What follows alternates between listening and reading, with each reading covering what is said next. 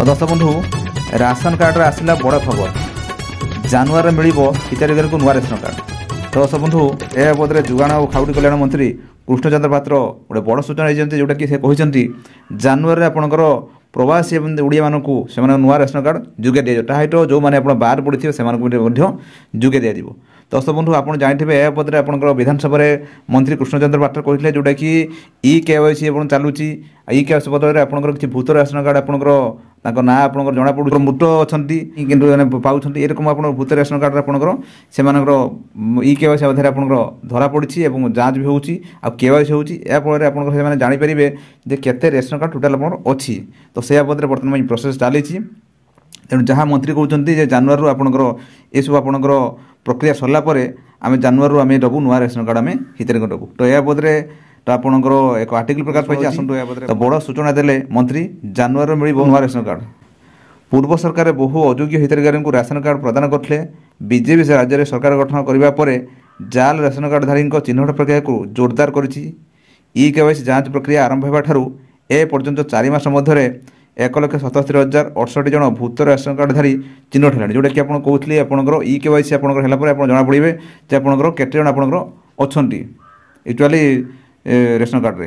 यही प्रक्रिया जारी रही भूत रेशन कार्डधारी संख्या आहरी अधिक हो भूत रेशन कार्डधारी बदल प्राय 1,77,068 जन प्रवासी ओडिया को जुगाण और खाउटी कल्याण मंत्री कृष्णचंद्र पात्र कहते।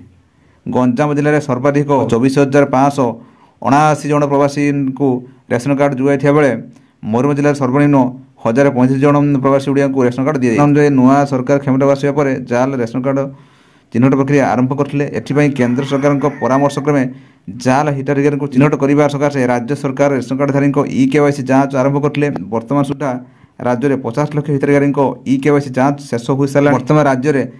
जातीय खाद्य सुरक्षा आईन में 3,25,93,875 हिताधिकारी और राज्य खाद्य सुरक्षा आईन में 10,02,184 हिताधिकारी को अंतर्भुक्त कर अच्छा तो रेशन कार्डधारी बदल में प्रवासी ओडिया को रेशन कार्ड जुगाइवा को सरकार प्राथमिकता धुटुवा श्री मंत्री कहते बाहर राज्य को जाऊँगा सर्वाधिक दादन श्रमिक गंजाम जिले में ए पर्यंत 24,579 जन प्रवासी को रेशन कार्ड देवाई चिन्हट होता बेले बालेश्वर जिलार 14,436 जन कटक जिले में 12,138 जन अनुगुल में 7,961 जन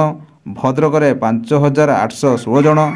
बलांगीर में 6,983 जन बौद्ध में 1,064 जन देवगढ़ में 1,116 जन ढेंकानाल में 2,560 जन गजपति में 2,329 जन जगतसिंहपुर में 1,250 जन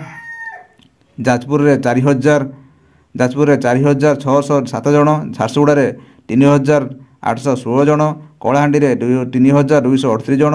कंधमाल में 1,523 जन केन्द्रापड़ा में 11,236 जन खोर्धा में 7,446 जन कोरापुट में 1,572 जन मालकानगिरी में 1,105 जन नवरंगपुर में 1,064 जन नयागढ़ में 5,897 जन नवापड़ा में 6,692 जन पुरी में 6,862 जन रायगढ़ में 1,552 जन संबलपुर में 5,475 जन सोनपुर में 1,641 जन सुंदरगढ़ जिले में 5,048 जन प्रवासी ओडिया को रेशन कार्ड जुगाइवा को विभाग चिन्हट कर श्री मंत्री कहते। तो दर्शक बंधु ये आपको कहीगली रेशन कार्ड बाबद गोटे गुरुत्वपूर्ण अपडेट जोटा कि आपंकर जानुआरी प्रवासी ओडिया को आपंकर